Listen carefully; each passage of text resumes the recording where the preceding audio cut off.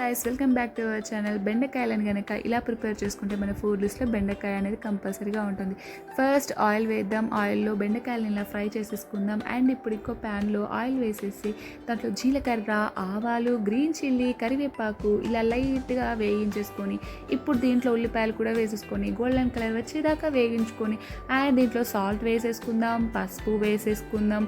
అలా పసుపుని అలా ఇలా కలిపేసుకొని ఇప్పుడు దీంట్లో కొంచెము ధనియాల పౌడర్, జీలకర్ర పౌడర్ కూడా వేసేసుకొని అండ్ దీంట్లో జింజర్ గార్లిక్ పేస్ట్ కూడా వేసుకొని ఒక్కసారి తిప్పేసుకోండి.